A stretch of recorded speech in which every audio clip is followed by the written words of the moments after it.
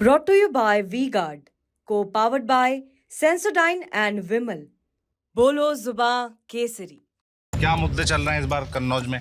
मुद्दे यही है कि यहाँ की सड़कें जो हैं, मेन मुद्दा विकास है। अखिलेश जी ने कहा था इंटर पास करके आइए, पुलिस की नौकरी पाइए। शायद ये जानकारी नहीं है, अखिलेश जी की सरकार में तो मुसलमान पंचर जोड़ता था।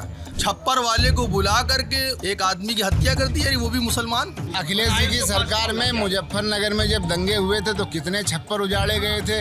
आरोप ये है जितने बड़े अधिकारी हैं चुनाव आयोग के, सब उनके मोदी के हैं, अडानी के हैं। अब मोदी जी की जब से सरकार आई है तब से हमारे मुसलमानों को 2.5 लाख रुपया दिया गया प्रधानमंत्री आवास योजना के अंतर्गत। इंडिया गठबंधन जब सत्ता में आएगा तो जब बीजेपी की वॉशिंग मशीन हटाई जाएगी और इंडिया गठबंधन की वॉशिंग मशीन लाई जाएगी। यहाँ पर जब मुख्तार अंसारी की बड़ाई जिस जगह पर हो रही हो तो वहाँ पर क्या मानसिकता होगी इंसान।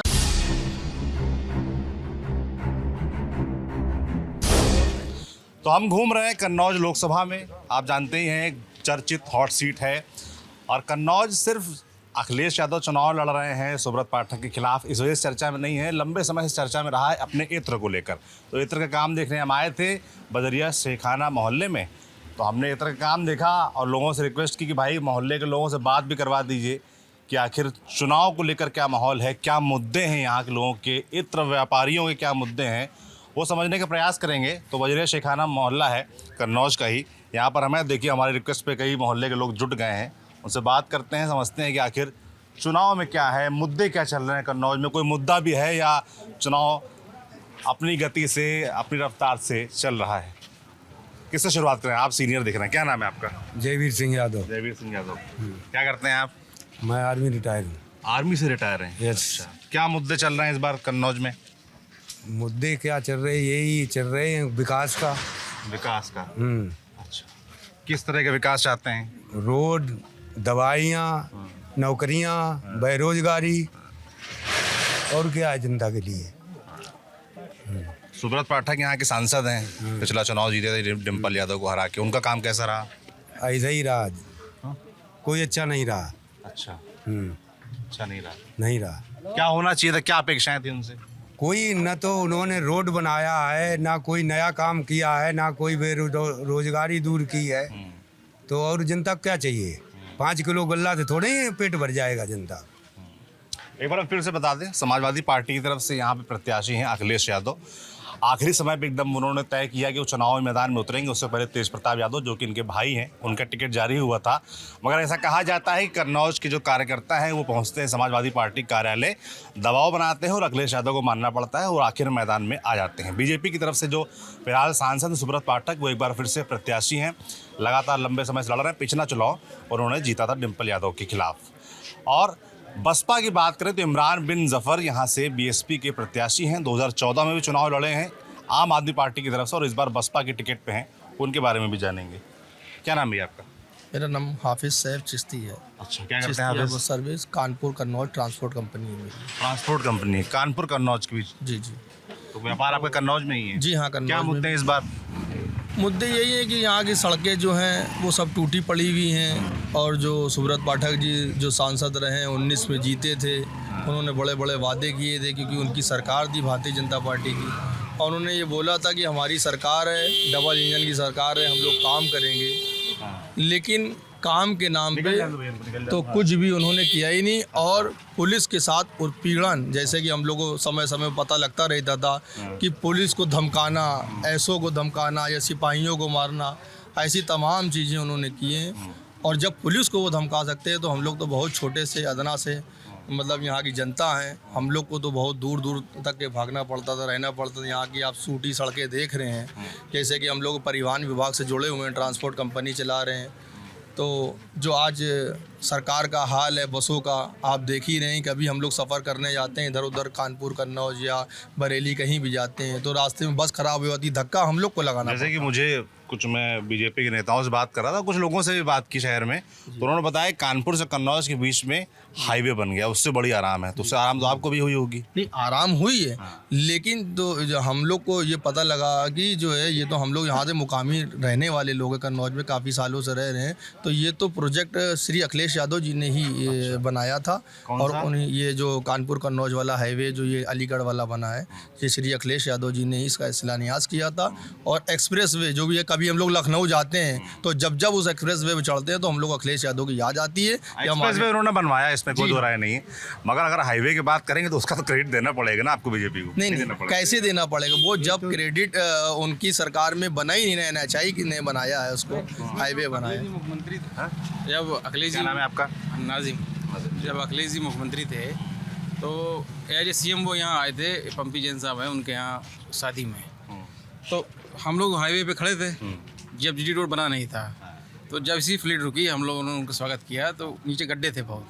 कब की बात है? ये 2015 की बात है। ठीक है, तो उनसे कहा कि ये रोड देखिए कितने गड्ढे हैं, यहाँ उतर नहीं पाएंगे। तो फिर राष्ट्रीय अखिलेश जी ने कहा था कि हम नितिन गडकरी जी से बात करेंगे कि अगर वो आधा पैसा हमसे लेने, आधा वो दे दें, और ये रोड कानपुर तक पूरी 4 लेन बना दें। फिर जब लखनऊ गए, पेपर में भी छपा था, तो उन्होंने नितिन गडकरी जी को फ़ोन पे बात की, उन्होंने लखनऊ अपने आवास से उनको बुलाया भी था खाने पे, और उनको ये लेटर खुद दिया था एज मुख्यमंत्री, ये GT रोड आप बनवा दीजिए, अगर पैसे बजट कम है तो हमसे ले लीजिए। अच्छा, तो ये बनी कब फिर? ये बन के अब तैयार हुई, 2015 के बाद से सर्वे शुरू हो गया था, अभी शुरुआत हुई इसकी। तो कुछ तो क्रेडिट देंगे ना दूसरी पार्टी को। नहीं, काहे नहीं, वो तो नितिन गडकरी जी ने, साझा सरकार है। हाँ, GT रोड बना है ये। मतलब क्या मुद्दे हैं चुनाव में? और यहाँ पर चुनाव में मेन बेरोजगारी। क्या करते क्या हैं आप? हम लोग इतर का काम है। इत्र का काम है, बताइए पहले अपने जो आप मुद्दे बता रहे थे, फिर इत्र के व्यापार के बारे में बात करेंगे। जी, मुद्दे जो यहाँ पे जो पब्लिक है, बेरोजगारी का है, महंगाई का है, और कई पेपर लीक हुए उसका भी मुद्दा है यहाँ पब्लिक के बीच में, महंगी बिजली ये है। सब मुद्दे जो आप इसे गिना रहे हैं, बेरोजगारी का, पेपर लीक, ये क्या वोटों में तब्दील होते हैं, मुद्दा बनता है? क्योंकि हर बार हम जाते हैं, लोग इस तरह की बातें करते हैं, मुद्दे गिनाते हैं, पर नतीजों में कुछ और दिखता है। आप पिछले 2 चुनाव देख लीजिए, समाजवादी पार्टी हारी है ना, 17 का 22 का, लोकसभा पिछले 2 देख लीजिए, अच्छा परफॉर्मेंस नहीं रहा। तो ये सब चीज़ें मुद्दे बनते हैं। देखिए, हर चीज़ का एक दौर होता है। जैसे कि वैक्सीन का देख लीजिए आप, जब वैक्सीन उन्होंने निकाली तो अपना फ़ोटो लगाया, वो वैक्सीन के वाहवाही लूटी पूरे देश में, प्रदेश में, पूरी दुनिया में कि मोदी जी ने वैक्सीन पे फ़ोटो लगाया, वैक्सीन को लगी। वैक्सीन लगना भी अनिवार्य है, वैक्सीन के बगैर आप यात्रा नहीं कर सकते हैं, होटल में नहीं रुक सकते, कुछ भी नहीं कर सकते। अब आप आज 3-4 साल बाद जब वैक्सीन का रिजल्ट आ रहा है तो लोग हार्ट अटैक से मर रहे हैं। वैक्सीन का कंपनी उसने खुद कबूल किया कोर्ट में कि हाँ इससे साइड इफेक्ट है, लोग हार्ट अटैक से मर रहे हैं। तो ये विजय चर्चा का विषय है और चर्चा है। हमारे यहाँ कई मौतें वैक्सीन से हार्ट अटैक से हुई, जिनकी वैक्सीन लगी थी। ये अभी प्रूव हुआ है क्या? उन लोग की जांच में ऐसा निकल के आया है कि हार्ट अटैक उनको वैक्सीन वजह से हुआ? 20-20 साल के लड़कों का हार्ट अटैक हुआ, बताइए। आज से आप हालांकि है ये जांच के विषय, मगर चर्चा है जनता के बीच इसको लेकर, क्योंकि जिस तरीके से कोविशील्ड कंपनी ने विदेश की कोर्ट में माना, उसको लेकर चर्चा तो पहुंची गई है। हालांकि मैं फिर से कहूँगा, क्योंकि ये मामला पब्लिक हेल्थ से जुड़ा हुआ है और अफवाह के शक्ल में भी काफ़ी फैल रहा है, और कुछ सही भी, तो ये जांच का विषय मुझे लगता है ज़्यादा इस पर बात करना एक्सपर्ट डॉक्टर्स की राय के बाद ही ठीक रहेगा। तो जैसे कि आपने बताया, बेसिक मुद्दे गिनाए हमको। इत्र का व्यापारी कौन कौन है आप लोगों में? आप हैं। तो मैं आपसे समझना चाहूँगा भाई, क्या नाम है आपका? फैसल। तो फैसल, जैसे कि हमने सुना पिछली बार चुनाव में आया था, तो इत्र पार्क, परफ्यूम पार्क की बड़ी चर्चा थी यहाँ पर। उसको लेकर क्या स्टेटस है? आप क्योंकि व्यापार से जुड़े हुए हैं। परफ्यूम पार्क की ये योजना श्री अखिलेश यादव जी की थी, सपा की सरकार में ये योजना आई थी। उसके बाद जब सपा की सरकार 2017 में चली गई तो काफ़ी दिनों तक ये परफ्यूम पार्क का काम ऐसे ही पड़ा रहा, इसका बजट नहीं आया था। तो उसके बाद में काफ़ी लोगों के यहाँ कहने के बाद में फिर बीजेपी सरकार में अभी विधानसभा में भी इसका क्वेश्चन उठा, तो अब इसका बजट आया है। और अभी तक आप बता रहे हैं कि पहले काम रुका हुआ था, अखिलेश यादव के समय प्रोजेक्ट आया था, फिर काम रुका रहा। तो जैसे मौजूदा सांसद हैं 5 साल से, सुब्रत पाठक, आप लोग गए उनके पास कभी ये शिकायत लेकर कि भाई वहाँ क्या काम हो रहा है, नहीं हो रहा है? उनके पास बहुत से लोग गए थे, उनसे कई लोगों ने कहा भी था इसके काम के लिए, लेकिन ये काम शुरू नहीं हुआ। 3 साल तक ये काम ऐसे ही पड़ा रहा। अभी ये 2021 और 22 में इसका काम शुरू हुआ है, तो ये बाउंड्री अभी तक बन पाई है, अभी तक कंप्लीट नहीं हुआ है काम इसका। क्या वहाँ प्रोजेक्ट है क्या, दरअसल मुझे समझाइए, है क्या, होना क्या है वहाँ पर? असल में वो परफ्यूम पार्क इसलिए बनाया जा रहा है कि वहाँ पर जो अतर बनता है, जो 600 साल पुराना ट्रेडिशनल है, उसको वहाँ पर बनाकर एक डेमोन्स्ट्रेशन करना है। वो दिखाना है वहाँ टूरिस्ट को, जो बाहर से लोग आएंगे, कि देखिए यहाँ पर अतर की मैन्युफैक्चरिंग कैसे होती है।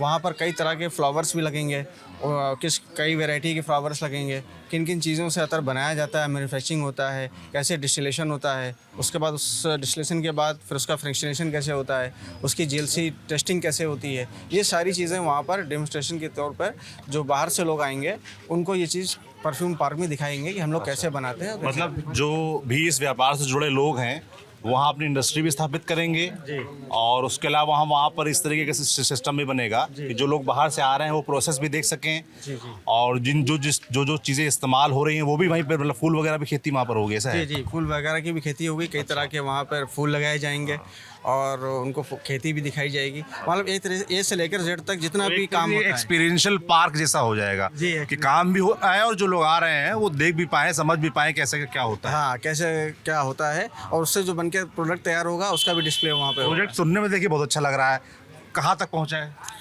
अभी सिर्फ बाउंड्री बनी हुई है और ज़मीन अलॉट हो रही है, क्योंकि बीजेपी सरकार ने ज़मीन को कुछ रेट्स कुछ ज़्यादा कर दिए हैं। 5,000 रुपये पर स्क्वायर मीटर से ऊपर कर दिए हैं, इसलिए बहुत ज़्यादा हम लोग वहाँ पर लेने के लिए इंटरेस्ट नहीं ले रहे हैं। कह रहे हैं कि बीजेपी सरकार ने रेट बढ़ा दिए, पहले क्या रेट थे?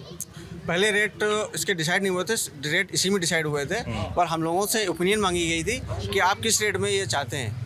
तो हमने अपनी ओपिनियन दी थी कि हम 1,000 रुपये स्क्वायर मीटर में यहाँ की ज़मीन चाहते हैं। तो वो मानी नहीं, कि वो उठा के 5 गुना ज़्यादा कर दी गई है और 5 गुना ज़्यादा करने की वजह से वो 5,000 रुपये स्क्वायर मीटर कर गई है, इसलिए बहुत से लोग वहाँ इंटरेस्ट नहीं ले रहे हैं ये ज़मीन लेने में। रेट का मसला फंस रहा है? जी, रेट का मसला फंस रहा है। इसीलिए क्या वहाँ पूरा एक्वायर होकर पूरा लोगों ने भी खरीदा नहीं है? कम लोगों ने खरीदा है, कुछ लोगों ने खरीदा है, लेकिन अगर वो सक्सेस होगा तो फिर और लोग भी इंटरेस्ट लेंगे उसमें आने के लिए। हम सरकार से मांग करते हैं कि उसके रेट थोड़े कम करें, तो यहाँ के लोग जो हैं वहाँ पर। एक तो हो गया इत्र पार्क, और क्या मुद्दे हैं जो इत्र व्यापार से जुड़े लोग हैं यहाँ उनके? इत्र व्यापार से जुड़े लोग ये है कि यहाँ पर GST जब से आई है, पहले यहाँ पर GST कम थी, अब GST 18% हो गई है। पहले कितनी थी? पहले 5% थी। अच्छा, मतलब इत्र से जुड़ा जो व्यापार था, जो भी सप्लाई जो बनाते हैं इत्र, वो 5% टैक्स था उस पर, अब 18% था। सुब्रत पाठक ने जब पिछली बार चुनाव लड़ा था तो उन्होंने कन्नौज की जनता को ये भरोसा दिलाया था कि हम यहाँ की GST को कम करने के लिए केंद्र सरकार में दबाव बनाएंगे। तो लेकिन वो कुछ नहीं कर पाए, वो GST 18 के 18% रही। यहाँ के कई अतर व्यापारी, जो छोटे अतर व्यापारी हैं, जो 100 रुपये किलो में गुलाब जल बनाते हैं, आप मुझे बताइए कि वो उनका 10 रुपये किलो बचता है, वो 18 रुपये दे देंगे GST, उनका क्या बचेगा? तो यहाँ से कई छोटे व्यापारी हैं जो 50 रुपये में गुलकंद 50 रुपये kg बनाते हैं, उनको 5 रुपये किलो बचता है, वो 9 रुपये की GST देंगे। तो कई छोटे व्यापारी यहाँ के ख़त्म हो चुके हैं। जो बड़े व्यापारी हैं जिनके पास पूंजी है वही यहाँ पर सर्वाइव कर रहे हैं। बहुत से छोटे व्यापारियों का कारोबार बंद हो चुका है, वो अपना दूसरा काम कर रहे हैं। बीजेपी सरकार से कई बार यहाँ की मांग उठी थी और उन्होंने यहाँ के अतर के व्यापारी को ख़त्म करने का एक तरीके से काम किया है। बीजेपी से गवर्नमेंट ने पहले बहुत अच्छा काम चलता था, काफ़ी माल एक्सपोर्ट भी होता था, बहुत सा माल एक्सपोर्ट में भी कमी आई है। अच्छा, एक्सपोर्ट में भी कमी आई है। देखिए, जब एक्सपोर्ट होता है तो हम अपनी GDP बढ़ती है, रेवेन्यू आता है और केंद्र सरकार को भी फ़ायदा होता है। जब हम एक्सपोर्ट करते हैं पूरे देश को फ़ायदा होता है। जैसे सुब्रत पाठक का मैं कुछ इंटरव्यू सुन रहा था तो उसमें वो कह रहे थे कि 1 डिस्ट्रिक्ट 1 प्रोडक्ट में इसको इत्र को शामिल किया गया कन्नौज में, उससे कुछ क्या लाभ हुआ है? जी, 1 डिस्ट्रिक्ट 1 प्रोडक्ट ODOP इसको बोलते हैं। यूपी सरकार की योजना है। जी, यूपी सरकार की योजना है। 1 डिस्ट्रिक्ट 1 प्रोडक्ट इसमें योजना है। इसके अंतर्गत जो छोटे व्यापारी हैं उनको 25% सब्सिडी दी जा रही थी, 25% सब्सिडी। तो अब सब्सिडी का उसके लिए केंद्र सरकार ने ODOP योजना लाई थी, लेकिन उसमें थोड़ा सा यहाँ टेक्निकल फॉल्ट ये आ रहा है कि यहाँ के जो बैंक मैनेजर हैं वो इनमें इंटरेस्ट नहीं ले रहे हैं इस योजना में। पहली चीज़, वो जल्दी किसी को लोन नहीं दे रहे हैं। इंटरव्यू में तो पास हो जा रहा है जिला उद्योग केंद्र से कि ठीक है इनको ये योजना दे दी जाए, लेकिन जो यहाँ के जो बैंक मैनेजर हैं वो इस चीज़ में इंटरेस्ट नहीं ले रहे हैं, तो इसलिए इस ODOP योजना पे भी थोड़ा फ़र्क पड़ा है। अच्छा जी। मतलब बैंक वाले जो है लोन वगैरह देने में इंटरेस्ट नहीं ले रहे हैं। वो यहाँ के आलू व्यापारियों को लोन प्रेफर कर रहे हैं, जो नए कोल्ड बना रहे हैं या उसको बना रहे हैं, तो उसमें प्रेफर करते हैं। ओडीओपी की योजनाओं में वो लोन नहीं दे रहे हैं, जिसके लिए सरकार को भी इस चीज़ का खैरघाटा हो रहा है। सरकार भी इसमें संज्ञान ले तो बेहतर रहेगा। बिल्कुल, जैसा कि आपने पहले बताया था कि हम बजरिया शेखाना मोहल्ले में है, तो बजरिया शेखाना जो लिखा हुआ है इसके आगे क्या यहाँ शेख लोग ज़्यादा रहते हैं, ऐसा ये मसला है क्या?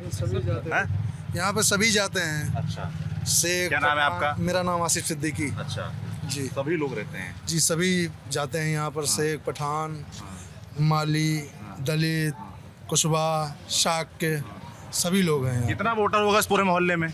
इस पूरे मोहल्ले में करीब 7-8 हज़ार वोटर है। 7-8 हज़ार वोटर, मतलब बड़ा मोहल्ला है। जी काफ़ी बड़ा। इसमें 2 बाट हैं, एक शिखाना एक बजरिया शिखाना।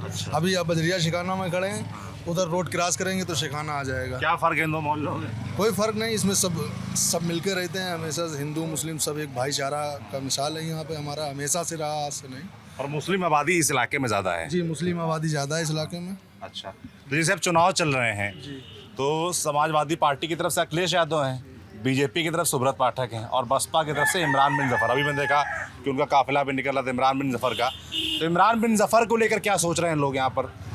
क्या नाम है आपका? मेरा नाम ओम प्रकाश पाल है। अच्छा जी, पाल साहब क्या करते हैं आप? मैं व्यापारी हूँ। व्यापारी? किस चीज़ के? हमारा होटल वगैरह है। होटल है? हाँ। कैसे चल रहा है होटल बिजनेस? होटल चल रहा है, लेकिन जो है जीएसटी की मार बहुत ज़्यादा है। जीएसटी से क्या मार है? अब जीएसटी इतनी ज़्यादा लग रही है, 18%। पहले कितनी थी? जब कांग्रेस सरकार तो 5% काम चल जाता था होटल में? हाँ, होटल है, पेट्रोल पंप, सभी जगह मैं बता रहा हूँ, हर जगह जीएसटी जो है बहुत ज़्यादा है। इस समय जैसे मान चलिए जो होटल चल रहा है तो 20,000, 25,000, 40,000 महीना जीएसटी सरकार को जाती है। अच्छा जी, तो जैसे मैंने ये पूछा, मैं दरअसल ये समझना चाहता हूँ कि समाजवादी पार्टी की तरफ से अखिलेश यादव हैं और बहुजन समाज पार्टी की तरफ से इमरान है ना? इमरान इरफान क्या नाम है?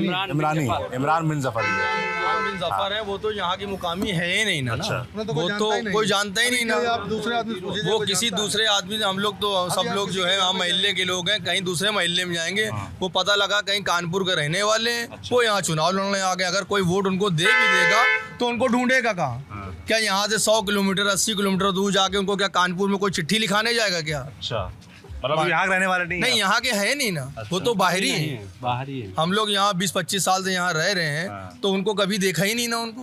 वो चुनाव में आते हैं, इससे पहले जैसे कि आपने बताया कि चुनाव में आए, उन्होंने चुनाव लड़ा, उसके बाद कहाँ चले गए, कहाँ गायब हो गए?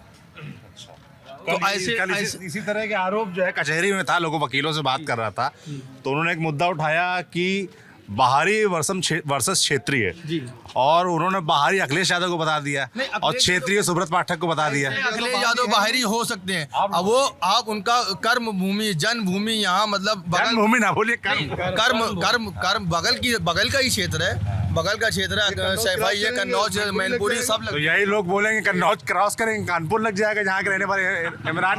वो अखिलेश यादव जी यहाँ पे पिछले जब से सांसद रहे हैं या मुख्यमंत्री रहे हैं, नेताजी सांसद रहे, उसके बाद में अखिलेश जी स्वयं सांसद रहे, उनके बाद उनकी पत्नी सांसद रही, और फिर वो सांसद बनने जा रहे हैं यहाँ कन्नौज से।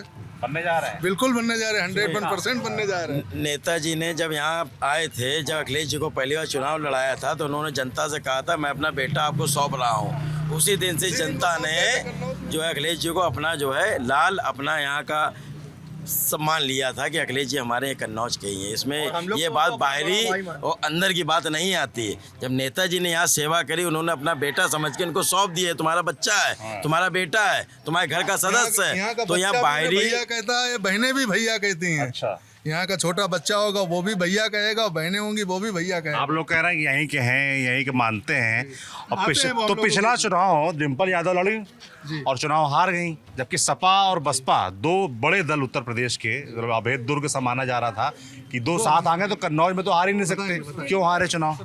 उसके लिए मेरा नाम खुर्शीद है, मैं यहीं का रहने वाला हूँ, टेंट का काम है मेरा। कुर्ता बड़ा जबरदस्त पहने, एकदम चमक रहा है। टेंट हाउस का काम है अपना। अच्छा। हाँ, और बाकी छोटे मोटे बिजनेस कर रहे हैं। नेता भी हैं? नहीं, नेता नहीं है। सफेद कुर्ता पहन के पहने आदमी दिखता है तो लगता है कि नेता ही होगा। सफेद कुर्ता पहनने वाला हर आदमी नेता नहीं होता, और ये अपना एक हमारा एक अपनी चॉइस है, वो पहनते हैं हम। चश्मा भी जोरदार है आपका, बताइए। अच्छा, ये जो डिम्पल यादव की बात कर रहे थे अभी, 3 बजे तक, पिछली बार जो गिनती हुई थी 3 बजे तक डिम्पल भाभी हमारी 30,000 वोटों से जीत रही थी, और लंच के बाद में वो कैसे हार गई, इसकी जानकारी मैं लेने जा रहा हूँ। और ईवीएम मशीन खुली होंगी, उसमें पिछड़ गई होंगी, और अब कैसे? वो तो जानकारी आपके मीडिया के माध्यम से मैं पूछना चाहता हूँ मोदी जी से।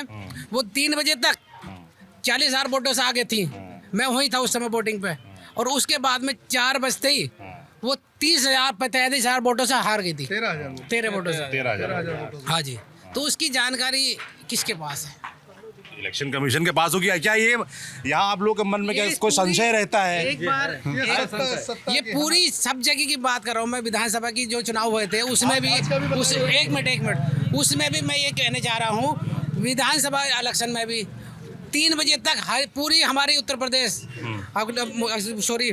पूरी पार्टी हमारी उसमें थी, अखिलेश भैया जीत रहे थे, ठीक है ना। और 3 बजे तक कहाँ जीत रहे थे? हम भी भैया पत्रकार, हम भी 3 देख बजे रहे तक थे। कहाँ 3 बजे तक जीत रहे थे? लंच के बाद में पूरी पार्टी खत्म हो गई थी। अच्छा, 2 बजे के बाद में, लंच के बाद में आए। वो तो हर बढ़ते मिनट के साथ नई मशीनें खुलती हैं, नए मोहल्ले होते हैं। लंच के बाद ही खुली। नहीं तो ये लंच के बाद क्या हो जा रहा है? या तो आरोप जो लगा रहे, खुल के बताइए क्या आरोप है आपके? आरोप ये है जितने बड़े अधिकारी है चुनाव आयोग के, सब उनके मोदी के हैं, अडानी के हैं। अडानी के हैं सब? बिल्कुल, अडानी की सरकार है ये, मोदी की सरकार नहीं है। अच्छा, अडानी की सरकार है ये। 370 हटने से किसको फायदा हुआ बताइए? अडानी को फायदा हुआ, उसकी ईवी गाड़ी चल रही है जो हमारी पुरानी, अभी मैंने पीछे गाड़ी खरीदी 15 लाख रुपए की, फॉर्च्यूनर खरीदी पुरानी। अब उसको कहाँ डालूँ मैं? 10 साल हो गए, अब ईवी आ गई, कहाँ खरीदे डालने बताइए? सब ईवी का कमाल है ये। ईवी अडानी की है? ईवी अच्छा, अडानी ईवी तो सभी कंपनियों की आ रही है ना। अडानी की सरकार है, मोदी की सरकार नहीं है ये। अच्छा, उद्योगपति की सरकार है ये, गरीबों की सरकार नहीं है ये, ठीक है। बस इतना ही। ईवीएम में आप लोग कह रहे हैं कि ईवीएम में गड़बड़ी हो जाती है, ऐसा? हाँ, नहीं, आप कह रहे हैं कि लंच के बाद बदल जाता है, ये क्या मामला है? मैं बता रहा हूँ, ईवीएम सत्ता की हनक, ईवीएम कुछ नहीं होती, सत्ता की हनक। जो जिला अधिकारी होगा, अगर उसके ऊपर प्रधानमंत्री जी या देश के रक्षा मंत्री जी या मुख्यमंत्री जी दबाव डालेंगे, तो कोई भी अधिकारी हो, आप भी हो, अगर आप अभी सच दिखा देंगे, आप बिल्कुल सच दिखा देंगे अगर हम लोग बोलेंगे कुछ? क्यों नहीं दिखाएंगे? नहीं दिखाएंगे। मीडिया कहाँ दिखाती है? अभी एक दिन का आप हम बता रहे हैं आपको, हमारे यहाँ आज तक आई थी अंजना कश्यप, जिसमें 16 मिनट का उसने इंटरव्यू लिया, जिसमें सुब्रत पाठक को 15 मिनट कुछ सेकंड दिखाया और समाजवादी पार्टी को सिर्फ 14 सेकंड का इंटरव्यू दिखाया। अच्छा, सिर्फ 14 सेकंड का। कल पूरा दिखेगा आपको? भारतीय जनता पार्टी को पूरा दिखाते हैं। अभी हम इतनी देर होगी आपको लेते, आप हमें दिखाएंगे सिर्फ 5 मिनट। भाजपा वाला कौन है? ये आरोप, ये तो पूर्वाग्रह हुआ ना। ये तो पूर्वाग्रह हुआ, ये आरोप बाद में लगाइए जब ना दिखे। ये सपा के भी नहीं, हम तो किसान हैं। किसान है भैया, समर्थक तो आप लोग अभी तक सपा की बात। समर्थक नहीं, किसान। रात भर खेत पे सोते हैं, अब दिन में रात में खेत पे सोते हैं, अब सुबह पानी बिजली के चक्कर में रोते हैं। रात भर खेत पे सोते हैं और सुबह दिन में सरकार की मार से रोते हैं। क्या मार? महंगाई, बेरोजगारी। अब ये देखिए, हम जवान खड़े हैं आपके सामने, नौकरी करेंगे, खेती करेंगे। कितनी पढ़ाई की है आपने? सब है हमारे, इंटर है, कोई हाई स्कूल है। बताइए। इंटर किया है। अब इंटर आपका पुलिस की मिलेगी? अखिलेश जी ने कहा था इंटर पास करके आइए, पुलिस की नौकरी पाइए। हाँ। और यहाँ हमारे सांसद तो पुलिस को मारते हैं। अच्छा, तहसीलदार को भी मारते हैं भैया। ये हनक है सत्ता की। अग्निवीर का मुद्दा बहुत है। मेरा नाम राकेश चौधरी है जी। ये बताइए, जो 4 साल की भैया, ये जो 4 साल की नौकरी दी है, ये 4 साल की नौकरी में अपने हथियार चला के सीख आओ, आए के यहाँ गोली बजाओ, मरो मारो, यही तो है। ये होगा? क्यों नहीं है? ऐसा लगता है? लगता है, होता है, बिल्कुल होता है। अभी तो 4 साल हो गए। मेरे चाचा का लड़का इसी नौकरी के लिए गया और जाके वहाँ लिख के दे आया वापसी। आ गया और आते ही आदमी मारा उसने। यार कैमरे पे क्यों बता रहे हैं? बता रहा हूँ मैं, क्लियर बता रहा हूँ, जो साथ है। शादी भी नहीं कर सकता। शादी भी नहीं कर सकता है। आज मेरी बेटी है और मैं किसी के पास में जा रहा हूँ, लड़के वाले के पास में, और मुझे पता लग रही है कि 4 साल की नौकरी है। बताइए, 4 साल की नौकरी में क्या बेटी को दे सकते हैं? आप दे सकते हैं? 4 साल की नौकरी क्या है? 5 सेर गेहूँ, 5 सेर चावल हमको मत दीजिए, हमको रोजगार दे दीजिए। रोजगार का आप लोग विषय लगातार उठा रहे हैं, मैं देख रहा हूँ। रोजगार का है। और मेन जो यहाँ कन्नौज की जनता जो चुनाव लड़ रही है, वो लड़ रही है, कन्नौज की जनता चाहती है कि यहाँ पर डेवलपमेंट हो। जो भी नेता यहाँ आए, सांसद बने, वो यहाँ डेवलपमेंट कराए। इसीलिए कुछ जनता ने पहले अखिलेश यादव जी को जिताया, उन्होंने काम कराया, para medical college, engineering college, उसके बाद आपका तो फिर हरवाया क्यों? कॉलेज तिरवा 4 लेन। सवाल तो ये भी है ना, वो हारी नहीं थी, वो सबको पता है वो कैसे हराई गई थी, वो हारी नहीं थी। बाकी हर गांव बीजेपी से आप लोग ये बात बोल रहे हैं कि डिम्पल यादव हारी नहीं थी, हरवाई गई थी। इसी तरह के आरोप सुब्रत पाठक लगाते हैं 2014 के लिए। वो कहते हैं तब राज्य में सरकार थी समाजवादी पार्टी की और वो जीत रहे थे और उनको हरवा दिया गया। आप लोग मतलब समाजवादी पार्टी के जो समर्थक हैं वो ये आरोप लगाते हैं। उसका मतलब सुब्रत पाठक जी जो आरोप लगाते हैं जो 2014 में हुआ, तो उसका मतलब वो आरोप लगाते हैं वो इस चीज़ को मानते हैं कि 2019 में फिर हमने किया ये। अच्छा, तो उसका मतलब यही हुआ ना, वो कहते हैं कि अगर हरवा सकते हैं तो फिर 2019 में फिर वो वैसे बने होंगे। दूसरी चीज़, वो 5 साल सांसद रहे सुब्रत पाठक जी, एक भी काम कन्नौज में नहीं कराया। यहाँ जितना भी डेवलपमेंट हुआ है वो सपा सरकार में हुआ है। जितनी भी रोडें बनी हैं, जितने भी पुल बने हैं, आपका इधर चले जाइए, कुसुमखोर में सबसे बड़ा पुल बना हुआ है, सपा सरकार में बनाया। 4 लेन तिरवा तो कन्नौज, ये सपा सरकार में बना हुआ है। पैरा मेडिकल कॉलेज आप देख लीजिए, वो सपा सरकार में बना है। इंजीनियरिंग कॉलेज तिरवा में वो सपा सरकार में बना है। मेडिकल कॉलेज भी सपा सरकार में बना है। उसके बाद स्टेडियम सौरिख में जो बन के तैयार हो रहा है वो सपा सरकार में बना है। राजकीय नहीं, बालिका अखिलेश जी के वहाँ में जो बनी है, लेकिन बीजेपी सरकार में हमको तुम ये बताइए कि यहाँ ये चीज़ बनी है। नई चीज ये बताइए। ये तो आप लोग सांसद जी से पूछिए ना, उनसे जाके। आप लोग के बीच माध्यम से मैं ये पूछना चाहता हूँ अपने पाठक जी से, ये जो बता रहे हैं, जो भी बता चौधरी साहब बता रहे थे, उन्होंने क्या बनवाया है? कोई भी एक काम गिनती करवा दीजिए मेरे को। अच्छा, पूरे हिंदुस्तान में एक ही चीज के अलावा सिर्फ इनको तो मठ में बैठना, घंटी बजानी है और इनके अलावा कोई काम नहीं। असल में क्या दिक्कत क्या है हमारे देश में, क्या है, अगर इनके आगे पीछे कोई होता, इनके बीवी होते हैं, इनके बच्चे होते, तो इनको ये चीज़ दिखती, तो इनकी बीवी डांटती, ऐसा मत करो, ऐसा मत करो। और इनके घर में तो है नहीं कुछ, ना तो बीवी ना आगे ना पीछे, तो इनके पास है क्या? किसको क्या देंगे देश को? जब अपनी बीवी को, जो आदमी अपनी बीवी को नहीं रख पाया ढंग से, एक मिनट चौधरी साहब, एक मिनट, जो आदमी अपनी बीवी को ढंग से नहीं रख पाया, वो आज बेचारी एक स्कूल में नौकरी कर रही है, तो वो देश के लिए क्या करेगा यार? अच्छा, आप लोगों को लगता है कि नरेंद्र मोदी प्रधानमंत्री के तौर पर असफल है, उन्होंने कुछ नहीं किया? नहीं, प्रधानमंत्री ने जो करा है वो अडानी के थ्रू कर रहे हैं। नहीं, जैसे प्रधानमंत्री तमाम दावे करते हैं ना, गरीबों के लिए उन्होंने किया, किसानों तक पहुंचाया, एक मिनट, वो सबका साथ सबका विकास की बात भी करते हैं। कहते हैं जो आवास है, जो शौचालय है। सौरभ जी, मैं पूछना चाहता हूँ आपके माध्यम से, मुझे एक काम बता दीजिए, आप भी बता दीजिए क्या काम करा है पूरे हिंदुस्तान में, पूरे वर्ल्ड, इसमें क्या नाम है, भारत में एक भी काम मुझे गिनती करवा दीजिए। हमारे क्या मैं उत्तर प्रदेश के मुख्यमंत्री योगी आदित्यनाथ जी का, एक उनसे पूछ ली क्या काम करा है। अच्छा, आप कह रहे हैं ना मोदी जी ने कुछ काम किया है ना योगी जी ने कुछ काम किया? आपके माध्यम से कैसे? अच्छा, मैं ये जानना चाहता हूँ, अभी कोरोना की वैक्सीन सुन लीजिए।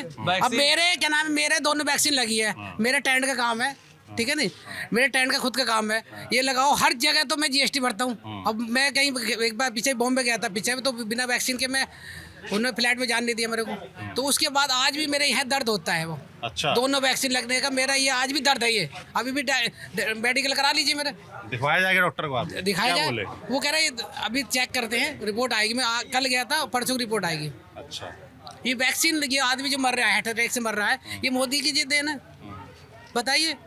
और मोदी जी कहते हैं बहुत लोग बचे भी, तो कहाँ बचे? जिसको बचे थे 700 लोग है, जो गाजीपुर बॉर्डर पर उस पर जो है बचे थे 700 लोग। किसान आंदोलन की बात कर? हाँ जी, किसान बीजेपी के कार्यकर्ता खुद गाड़ी चढ़ा रहे हैं, बताओ क्या हुआ? जैसे कि मैंने आप लोगों से पूछा, भाई इमरान बिन जफर, आता हूँ भाई साहब, आप ही पूरा बोलेंगे और लोग भी मौका दे दीजिए।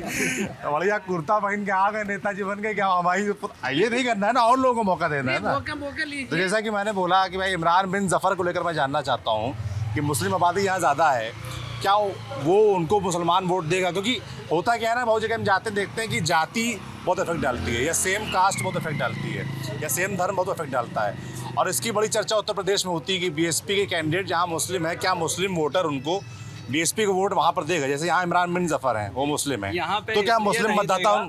आपको बता दें कि विकास पे यहाँ पे दिया जा रहा वोट। अच्छा, विकास पे मेन मुद्दा विकास है। हिंदू मुस्लिम कुछ नहीं है, यहाँ विकास है। क्या नाम है आपका? मोहम्मद फैज। इमरान जफर को 1% भी मुस्लिम वोट नहीं मिलेगा यहाँ पे, और अखिलेश यादव को वोट मिलेगा। और वो काम करते हैं, युवाओं के लिए काम किया उन्होंने, तमाम सड़कें और पढ़ाई शिक्षा के लिए बहुत काम किया उन्होंने। और यहाँ पे बीजेपी सरकार जब से आई तब से ये पूरा मोहल्ला किसानी से मतलब विलुप्त है। सारा किसान परेशान, रात रात भर गाय और भैंसे रखा रहा है खेतों में, रात में जगता है, दिन में खेती करता, ऐसे ही मतलब परेशान बहुत ज़्यादा है यहाँ पे किसान। क्या नाम है आपका? मेरा नाम आलम रजा है। क्या करते हैं आलम? कुछ नहीं से इतना छोटा मोटा काम कर, अपना कारोबार करते हैं। अच्छा, तो जैसे कि मैं पूछ रहा था कि इमरान बिन जफ़र से क्या मुस्लिम वोट बैंक पे यहाँ फ़र्क पड़ेगा? क्या अखिलेश यादव को हिस्से जा रहे मुस्लिम वोट क्या कट के इधर आएंगे, ऐसा है? नहीं, पढ़ना चाहिए, इसलिए कम से कम वो हमारी कौम का है, मुसलमान है, उसको देना चाहिए। और अखिलेश जी की जहाँ तक रही बात, तो उन्होंने अभी कुछ समय पहले रमज़ान का अपमान किया था, तो इसलिए उनका तो साथ छोड़ देना चाहिए। कैसा अपमान किया था? ये कहा था कि जब अच्छे दिन अभी हैं नहीं, रमज़ान के लिए जब अच्छे दिन होंगे तब हम अपनी घोषणा करेंगे। नहीं, ये क्या समझ नहीं आया मुझे, क्या हुआ था? ये भारतीय जनता पार्टी के कार्यकर्ता और नेता है। आप बीजेपी के नेता हैं? नहीं, हम कार्यकर्ता अगर हैं तो हमारा कोई प्रमाण दीजिए। कोई पाप थोड़ी ना है यार, ऐसा हंस क्यों रहे हो सकता है। नहीं, मतलब क्या ऐसा है कि कोई मुस्लिम बीजेपी से जुड़ा नहीं हो सकता? तो आप लोग ऐसा मजाक से क्यों बना रहे हैं? 1-2% लोग हैं बीजेपी को वोट पड़ता है यहाँ पर मुस्लिमों का। 1-2% लोग हैं बीजेपी का वोट पड़ता है। 1-2%। हम लोग शुक्रिया मोदी भाईजान से लेके बहुत से काम करा रहे हैं। अच्छा, शायद ये जानकारी नहीं है, अखिलेश जी की सरकार में जब सरकार हुआ करती थी तो मुसलमान पंचर जोड़ता था और अपना छप्पर ठीक नहीं करा पाता था। क्या होता है? अब मोदी जी की जब से सरकार आई है तब से हमारे मुसलमानों को 2.5 लाख रुपया दिया गया प्रधानमंत्री आवास योजना के अंतर्गत। मिल रहा है लोगों को यहाँ 2.5 लाख रुपए? मैं लिस्ट दिखाऊं आपको, किसी मोहल्ले की लिस्ट दिखाऊं? 70% मुस्लिमों को आवास मिले, 30% में हिंदुओं को वोट मिले, आवास मिले हैं। मोदी जी के राज में छप्पर भी छिन गया। गरीब आदमी कमा, ये जैसे कह रहा है कि मिला है 2.5 लाख रुपए, कुछ नहीं मिला। एक किसी मतलब आदमी को मोदी के राज में छप्पर वाले को बुलाकर और उसको जो है गोली मरवा दी जाती है। किस भाई, कौन से मामले की बात कर रहे हैं? अरे ये जैसे मान लिया कि एक हत्याकांड हुआ था इलाहाबाद में, मतलब उसको छप्पर वाला को बुलाकर गोली मरवा दी जाती है। छप्पर उसके घर में, अखिलेश जी की सरकार में, अखिलेश जी की सरकार में मुजफ्फरनगर में जब दंगे हुए थे तो कितने छप्पर उजाड़े गए थे, कितने सिंदूर उजाड़े गए थे, कितने मकान उखाड़े गए थे। और उसी समय माननीय मुख्यमंत्री जी जो हमारे यहाँ लोकसभा प्रत्याशी हैं, वो दीपिका पादुकोण के ठुमके देख रहे थे। ये कैसा जनता प्रेम है भाई? मुजफ्फरनगर में जो हुआ था उसमें एसपी साहब ने, वहाँ के एसपी साहब ने 12 बीजेपी नेताओं के नाम शामिल किए थे, जिसमें संगीत सोम भी थे। ये उन लोगों की प्लानिंग थी वहाँ की दंगा कराने की, जिसमें बीजेपी के नेता शामिल थे, जिसमें संगीत सोम का भी नाम था। ठीक है, और अगर इतना ही मोहब्बत है तो एक बार मणिपुर के मसले पे बोल देते, जहाँ पर एक महिला को बेइज्जत किया गया। ये इतनी शर्म की बात है कि इसकी तो पूरी बदनामी, पूरे हिंदुस्तान की बदनामी पूरे दुनिया में हुई थी कि एक महिला को जो है उसको नंगा कर। अच्छा, जैसे कि इन्होंने जो बात उठाई, ये बात हम लोग और जगह पे सुनते हैं कई बार, लॉ एंड ऑर्डर वाली बात है ना। अखिलेश यादव सरकारी समाजवादी पार्टी सरकार पर जो 2012-17 के बीच रही, उसमें भी ये लॉ एंड ऑर्डर इशू को लेकर बड़े आरोप लगते हैं। और योगी आदित्यनाथ जब 2017 में बीजेपी सरकार आई तो एक बड़ा मसला भी था लॉ एंड ऑर्डर वाला। और हम जब कई जगह जाते हैं तो ये बात उठती भी है कि लॉ एंड ऑर्डर बेहतर है, ऐसा लोग दावा करते हैं तमाम जगह। आप लोगों को ये दावा सही लगता है? देखिए, लॉ एंड ऑर्डर सिर्फ मुजफ्फरनगर जो दंगे हुए थे उसमें संगीत सोम का ही मेन हाथ था। सबको पता है कि संगीत सोम का हाथ था। इंस्पेक्टर जो सुबोध मारे गए हैं, जो बीजेपी के बजरंग दल वालों ने उन्हें मारा, इंस्पेक्टर सुबोध को मालूम होगा, सबको मालूम है। जिस बजरंग दल वालों ने मारा, जब वो 6 महीने बाद जमानत पे बाहर आया तो बीजेपी के कार्यकर्ताओं ने, नेताओं ने उनका स्वागत किया। क्यों किया? इंस्पेक्टर सुबोध जो है वो मुख्य गवाह थे संगीत सोम के खिलाफ कि संगीत सोम ने ये दंगे कराए, हिंदू मुस्लिम दंगा भड़काया है। इसी के लिए वो इंस्पेक्टर सुबोध की हत्या की गई। आज तक उनके परिवार वालों को अभी न्याय नहीं मिला। तो बीजेपी सरकार में देखिए जाने कितने ईमानदार अधिकारियों की हत्या हो गई, जाने कितने ईमानदार पत्रकारों की हत्या हुई, जाने कितने पत्रकारों को रोज धमकाया जा रहा। आप बताइए गलत है क्या? जब मुजफ्फरनगर कितने पत्रकारों का धमकाया गया? जब मुजफ्फरनगर के 2 आरोपी थे जिन्होंने जिस लड़की को छेड़ते थे उसके भाई की हत्या की थी, उसको छुड़ाने में आजम खान साहब ने जब फ़ोन किया कि इसको छोड़ दिया जाए, वहीं पर से चौपाल शुरू हुई थी, वहीं पर से विवाद हुआ। तो इसमें सीधा सीधा आरोप लगना चाहिए और लगा भी था माननीय आजम खान के ऊपर। आजम खान जी उस दंगे के मुख्य आरोपी थे। अगर इस हिसाब से आप देखेंगे कि संगीत सोम थे या फला थे, वो लोग नहीं थे उस दंगे में। संगीत सोम का कहीं पर कुछ रहा हो बता दीजिए। लखनऊ से तो इतने बड़े बड़े मारा जा रहा है, लोगों को जो मारा जा रहा है सरकार में स्लो पॉइजन दे के लोगों को मारा। बताइए किसकी बात कर रहे हैं आप? जेल में भी सुरक्षित नहीं ना। किसकी बात कर रहे हैं? एक पता लगा, एक मुख्तार अंसारी जो मऊ के रहने वाले हैं, हम लोग को अखबार के पर वो तो बड़े माफिया हैं, उन पर कितने मुकदमे हैं। अरे हम कह रहे हैं वो सरकार तय करेगी माफिया है नहीं ना। लेकिन अगर आपकी कस्टडी में वो जो है अगर है तो वो कैसे मर जा रहा है, उसका इलाज नहीं हो पा रहा है। जो आप पुलिस की सुरक्षा में एक जो है हमने सुना कि जो है इलाहाबाद में एक अतीक अहमद जी रहते हैं, उन्होंने वो पुलिस की सुरक्षा में थे। और जैसे आपने बताया कि भाईजान ने कहा कि छप्पर दिए जा रहे हैं, उजाड़े जा रहे हैं, छप्पर वाले को बुला करके उसको ऐसे असला बंदूक दे करके एक आदमी की हत्या कर दी, वो भी मुसलमान को। जैसे मान लिया वो आप लोग को ये लगता है सबका साथ सबका विकास सबका विश्वास की बात करी, हिंदू मुस्लिम सिख ईसाई की बात करी, तो सदन के अंदर वो खड़े होकर ये कहेंगे कि हम मिट्टी में मिला देंगे। वो तो गुंडे माफियाओं के लिए कहा था ना। क्या मुसलमानों के लिए नहीं? मैं रुकिए तो मेरा आपसे सवाल है, आप योगी आदित्यनाथ के बयान का जिक्र कर रहे हैं जिसमें अखिलेश यादव ने बात बोली थी जब गोली चली थी, है ना? कौन थे जो गवाह थे उस पूरे मामले सती उमेश पाल हत्याकांड में, तो उसमें अखिलेश यादव ने बयान दिया था विधानसभा के अंदर। उसके जवाब में योगी आदित्यनाथ ने कहा था कि गुंडे माफियाओं को मिट्टी में मिला दूं। तो ये आप मुसलमान, आप इसको मुसलमान से जोड़ रहे हैं। और भी तो सिर्फ एक जात को, धनंजय सिंह भी हैं वहाँ पे, धनंजय सिंह भी है। बगल में जिले में हमारे यहाँ उन्नाव में एक पापी रहता है, बगल के जिले में एक जिसका नाम कुलदीप सेंगर है, एक पापी रहता है जेल में। वो जेल से छुट के आ जाता है परौल पे और अपने घर की शादी निपटाता है, बढ़िया जो है शानशाही से बैठता है, पूरी रात को सजवाता है, फिर उसके बाद फिर वो जेल के अंदर चला जाता है। ये कौन सा नहीं है? अच्छा, आप कह रहे हैं कि एक समुदाय है, मुस्लिम समुदाय टारगेट होता है, ये कह रहे हैं? जो टेनी जी हैं, अजय मिश्रा टेनी, उन्होंने उनके लड़के ने किसानों को कुचला, सबने देखा। उनकी थार थी लड़के की, किसानों को सबको कुचल दिया। जाने कितना किसान मरा, खूब आंदोलन हुआ, बैठ के बात हुई, अभी तक किसानों को न्याय नहीं मिला। टेनी जी को फिर टिकट दे दिया वहाँ से, हैं इसी से उठा लिया। अब ये उन्नाव वाले हैं बुजुर्ग सिंह हैं जो महिला पहलवानों के साथ उन्होंने रेप किए हैं, उनके ऊपर आरोप है ना अभी, आरोप लगे और वो कोर्ट में चल रहा है मामला। कुलदीप सेंगरा वाला आप लोगों ने कहा वो भी मामला कोर्ट में है, आशीष मिश्रा टेनी वाला वो भी मामला कोर्ट में है। आशीष मिश्रा टेनी वाला तो आपने वीडियो देखा नहीं क्या कि थार कुचलते हुए चली जा रही है, उनका लगे तो चला रहा था ना, तो आरोप कैसे हो सकता है? ये तो आरोपी है ना, अभी आरोपी है जो अपने यहाँ न्यायिक प्रक्रिया है। इंडिया गठबंधन जब सत्ता में आएगा तो जब बीजेपी की वॉशिंग मशीन हटाई जाएगी और इंडिया गठबंधन की वॉशिंग मशीन लाई जाएगी तो ब्रिजभूषण जो है दोषी पाए जाएंगे। जब जी बिल्कुल, जब उनके ऊपर कार्रवाई सही से जांच होगी तो वो दोषी पाए जाएंगे। भैया न्यायालय कुछ है, पहले से हम कैसे किसी पर आरोप लगा दे कि ये बलात्कारी है या ये इसने हत्या की, जब ये हो जाए फिर मुख्तार अंसारी पे क्यों लगाए? मुख्तार अंसारी क्यों लगाए? अंसारी पे तो कई आरोप सिद्ध हुए थे ना। नहीं तो पूरी जनता तो वहाँ की बोलती है कि वो यहाँ के मसीहा है। आप लोगों ने कई हजारों लोगों को वाइट ली जब उनका इंतकाल हुआ, किसी ने उन्हें आज तक जब से उनकी डेथ हुई है, जब से आज तक आप लोग कोर्ट को मानते कि नहीं मानते? कोर्ट को बीजेपी वाले नहीं मानते, हम लोग आप लोग मानते हैं। तो कानपुर के इरफान सोलंकी, बताइए आप, बगल का जिला है 80 किलोमीटर दूर पे, आप पूरा वहाँ पे जाके सर्वे कर लिए, वहाँ भी चुनाव चल रहा है। वहाँ एक महिला ने भाजपा के नेताओं से मिल करके, वो हमें एक दिन हमें यहाँ पे उर्स में दिखे थे, वो बता रहे थे कि भारतीय जनता पार्टी के हम मंत्री हैं।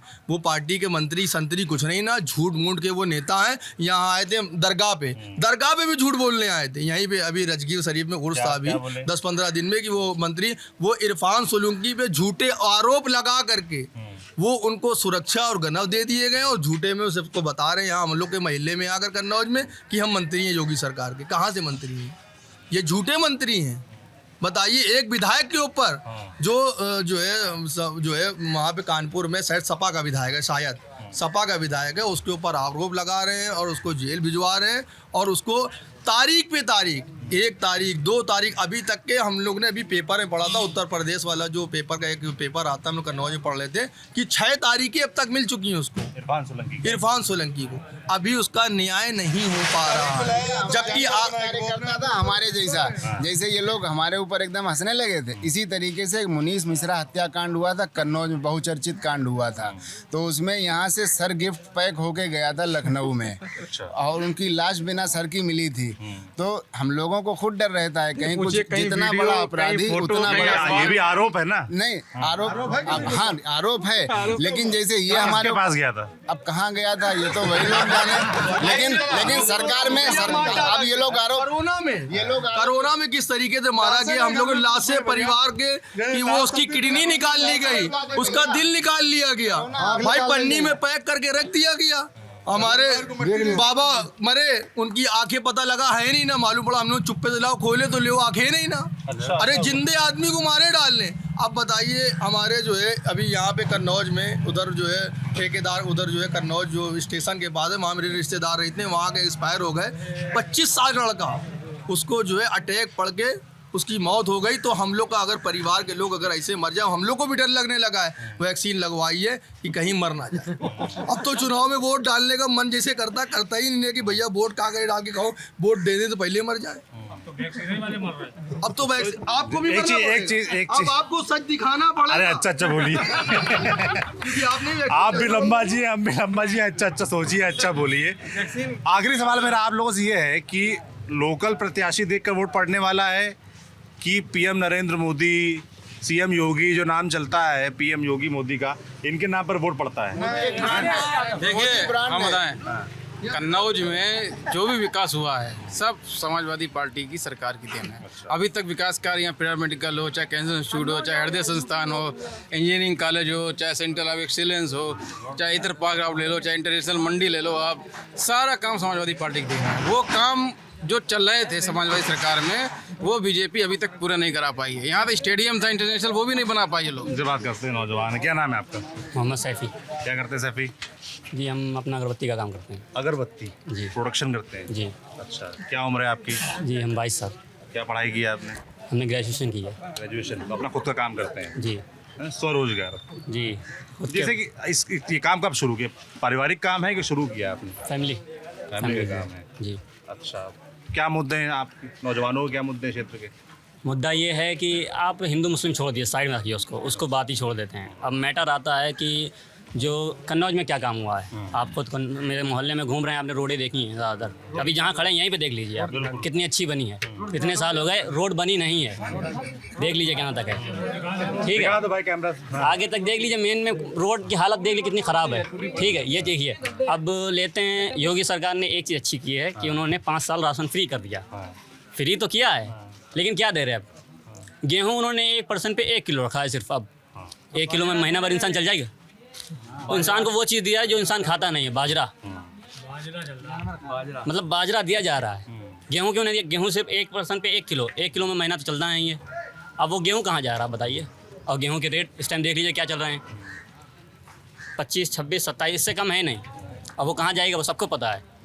अडानी कहाँ जमा कर रहे हैं वो, ये हर कोई जानता है। अडानी का गोदाम बन गया, सबको पता है। ये सिर्फ यहाँ नहीं बना, हर जगह गोदाम बने उनके, हर जगह गोदाम बने उनके, एक गोदाम वहाँ इनके गेहूँ जमा हो रहे हैं। अब महंगे रेट भी इसीलिए हाई करे जा रहे हैं, सरकार इसीलिए कम दे रही है। जैसा हाल BSNL का हुआ था वैसे राशन का हो रहा है। BSNL खत्म हो चुका है, BSNL के सारे टावर जियो के पास हैं और सारा पैसा तो आता ही उनके पास, चंदा तो मिल ही जाता है उन्हें चंदा लेना ही है, कहीं ना कहीं ले लेंगे। वैक्सीन कंपनी चंदा ले लिया। अब वैक्सीन, अब देखिए हमने वैक्सीन का बताइए, हमने वैक्सीन लगाई थी, एक लगवाई कोविशील्ड।